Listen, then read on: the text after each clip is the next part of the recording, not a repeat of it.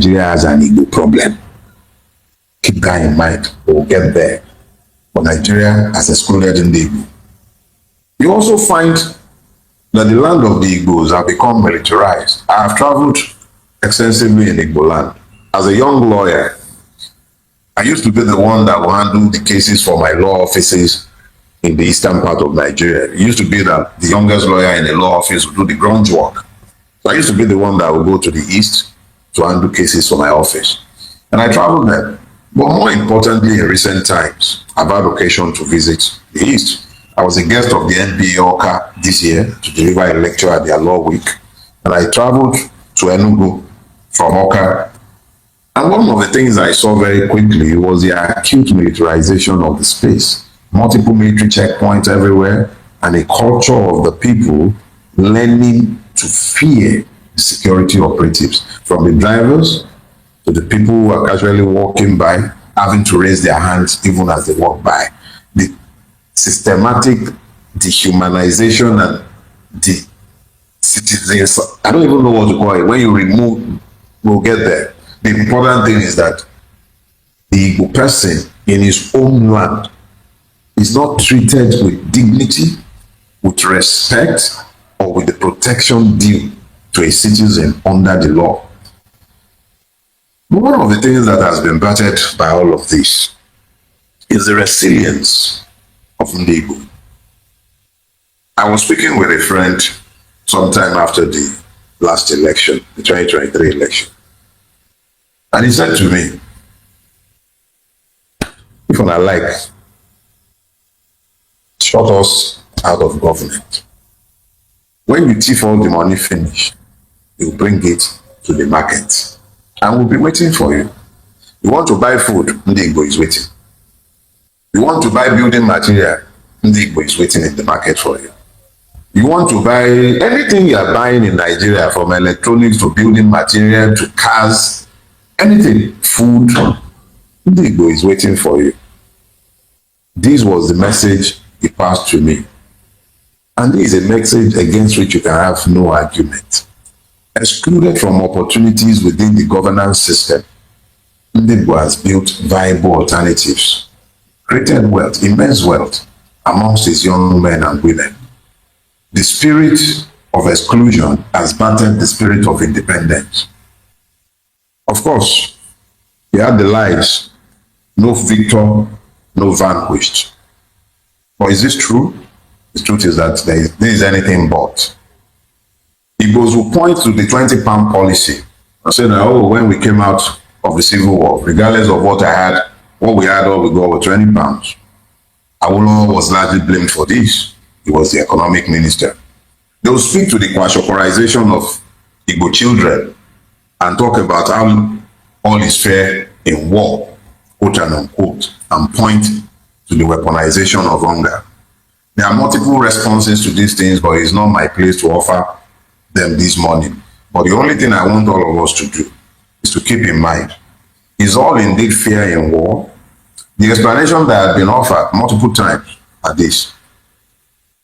Bank records have been destroyed, banks have been looted, but if you could prove that you had this money and the bank was not in in the war zones, you could have access to your money. So the Igbo upper class were largely unaffected because they were largely dwelling in Lagos and the like. Ekweme got his money. No victor, no vanquished. But you began to have abandoned property syndrome. In Port Harcourt, Igbo properties were expropriated. Persons who had had long held grievances against the domination of the Igbos acted vengefully, appropriated Igbo properties. In most parts of Nigeria, outside of the South, this didn't happen. I'm not suggesting that it didn't happen in some places that Igbo properties were expropriated, but I am not sure I've heard of it outside of the South. But these things happened, and it continued to birth a lot of resentment within Nigeria. So it's a lie to say that there was no vanquish, no victor, no vanquish. Igbos were certainly vanquished, and they were not allowed to forget about it. For years, Igbos were not deemed fit to serve in the upper echelon of either the police or the army or any of the armed forces for that matter for years, structurally marginalized to the point where it is only the eastern region or the land of the Igbos that is left with only 5 states. Others have become 6, 7. The number of local governments have not been increased, and yet these local governments have become the center for sharing revenue. Land space was not a factor in revenue allocation prior to the restructuring of Nigeria since after the Civil War. Today, it is the basis for revenue allocation, and you can be sure that the region with the least number of local government is the Southeast. The land of Igbos have the least number of local governments, so systematically and structurally they are marginalized even in revenue allocation. You have a situation today where, whether we want to accept it or not, Igbos are deliberately excluded even from the presidency. In the years of Abacha or post-Abacha, Nigerians evolved a novel power sharing arrangement. They call it zoning. Power has been zoned to the south and to the west and to the north. The north has taken power and it's gone around. In 2023, it came back to the south, and by any rational deduction, should have gone to the Igbo. Igbo presented a very, very good candidate. We know the story of what happened in that election. It is almost impossible to argue against the fact of Igbo exclusion when you listen to the rhetoric issuing forth from certain persons in the northern part of Nigeria and from Yoruba land. The reality is that the marginalization of Igbo is structured not necessarily because the Igbos have been excluded from power per se, but because Nigeria continues to suffer from a problem that I will speak to when I'm coming to the conclusion of this lecture. Nigeria has an Igbo problem. Keep that in mind. We'll get there. But Nigeria has excluded Igbo. You also find that the land of the Igbos have become militarized. I have traveled extensively in Igbo land. As a young lawyer, I used to be the one that will handle the cases for my law offices in the eastern part of Nigeria. It used to be that the youngest lawyer in a law office would do the ground work. So I used to be the one that would go to the east to handle cases for my office. And I traveled there. But more importantly, in recent times, I've had occasion to visit the east. I was a guest of the NBA Oka this year to deliver a lecture at their law week. And I traveled to Enugu from Oka. And one of the things I saw very quickly was the acute militarization of the space. Multiple military checkpoints everywhere, and a culture of the people learning to fear the security operatives, from the drivers to the people who are casually walking by, having to raise their hands even as they walk by. The systematic dehumanization and the citizens, I don't even know what to call it. When you remove, we'll get there. The important thing is that the Igbo person in his own land is not treated with dignity, with respect, or with the protection due to a citizen under the law. One of the things that has been battered by all of this is the resilience of Igbo. I was speaking with a friend sometime after the last election, the 2023 election. And he said to me, if I like,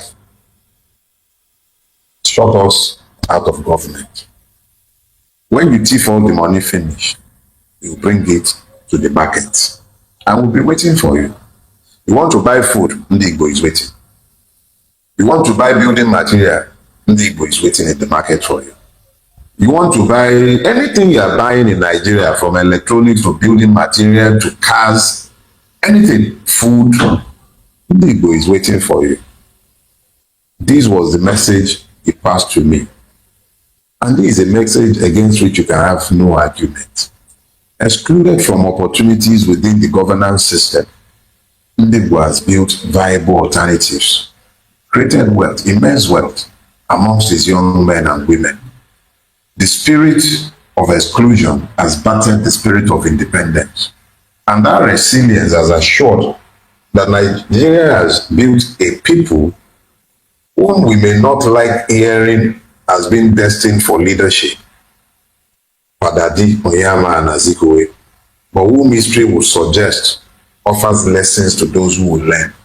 Because what I see when I look at the resilience of Igbo is the same resilience I see that we call the Nigerian spirit, the refusal to give up. But in the midst of all of these, we must also speak to what now grew in Igbo land. And that's the rise of grievance politics. Instead of engaging Nigeria and its many issues with some measure of optimism and vision, what has happened is that there has been a rise in grievance politics in the land of the Igbos. You find persons who have traded on the genuine grievances of the people to gain offices, national offices, gubernatorial offices, but who have gone on to even be worse and more ruinous for the interest of the Igbos than the enemies of the Igbos who are outside of Igbo land. No Fulani man has ruled in Igbo land in the last 27 years. No Yoruba man has ruled Igbo land in that time. We've not had any Pachama ruling in Igbo land. No Awusa man has ruled Igbo land. Every ruler of Ala Igbo has been sons and daughters of Ala Igbo. Or outside of the exceptions, such as Peter Obi and today Uche, who are the persons that you may speak with has been exceptional in the governance of Igbo. You've had Oji Uzokalu, you've had Rocha Okorocha, you've had numerous Igbo sons and daughters who have spoken in the name of Igbo and only feathered their own nest while playing up the grievances which they never bothered to address. They speak to the marginalization of Igbo, and these marginalizations are real, but they speak of them only in terms of demanding that they too be settled, never in the interest of the whole. And in the midst of all of this, you find the rise of the separatist voices. And let me explain something. Nigeria encourages madness. If it will not listen to rational voices, it became inevitable that more extreme voices will be spoken in the language that Nigeria understands. And of course, you've seen the rise of the Umezuruke of this world and the multiple persons who had traded on the grievances of Igbo to build separatist movements demanding separation from Nigeria. I've had multiple occasions to address separatist agitators, both in Igbo land, in Yoruba land, and elsewhere. There are reasons why separatist noises have not found ventilation or action in Nigeria. And this is because outside of the state and the multiple evils that the state has mollycoddled, the only other persons who have sought to keep dialogues and violence have been counter-revolutionary groups such as Boko Haram and the rest. Now, if you who have genuine grievances now believe that you can use violence to achieve the goal, what you do is that you play into the hand of the system, which then delegitimizes your genuine grievances on account of the medium of expression. Let me be clear. Everything the oppressed does in pursuit of freedom will find no condemnation from me, including violence. But I may not support it because I do not believe that it would achieve the goal. That is not me condemning it. So what you have found in this time is that in Igbo land, you've had persons trading off the grievance of the people to gain offices, to gain political patronage, to make money. And then you've also had persons who have genuine grievances, are not interested in trading off it, demand changes, but embraced the wrong methodologies in my own view. I may not be correct. And speaking of correct or not correct, Nigeria has proven Nnamdi Kanu right at every point. We start here today. I'm speaking Dogon Turenchi. I have no single argument against, not one single argument against the facts that have been adduced by Nnamdi Kanu in his agitation against the Nigerian state. Not one. And if you press a little further, I am today convinced that Nnamdi Kanu was 110% correct in his assessment of the Nigerian state, what ails it. He was correct. But today, he sat in a cell somewhere, and numerous murderers are walking around free. That is vindication. The man is correct. Nigeria has an Igbo problem, and it is important that we address this. How did the Igbos move from being persons desirous of a unitary system at the peak of his hegemony to demanding separate homelands today? It's simple. The loss of citizenship, the absence of the rule of law. If impunity does not govern the country, there will be citizens. If the Igbo are citizens in Nigeria, they will not desire a separate homeland. If the Igbos are citizens of Nigeria, I would also be a citizen of Nigeria. The Igbo problem in Nigeria is the absence of citizenship. Restore citizenship to the Nigerian, the Igbo will not be demanding to go anywhere. Restore citizenship to Nigeria, the people of the Middle Belt will not be crying about Fulani herdsmen. Restore citizenship to Nigeria, the Hausa nation will not have Naishango locked up in prison simply because he asserted Hausa nationality. My request that we stroll around Nigeria, in some cases tiptoe around Nigeria, is not to peel our scabs, is to go to the historical roots of our problems, to see that the problems that have historical roots can only be cured by telling ourselves the hard truth. And if we shall confront this truth, we will find salvation for ourselves. Nigeria has an Igbo problem, but that problem is simply the loss of citizenship. If the Igbo people will be allowed citizenship in Nigeria, separatist agitations will disappear. We are all, as a collective, to blame for where we are. There are no saints and there are no sinners. The hegemons of the 50s and early 60s are today's victims because they are lacking in the protection of the law.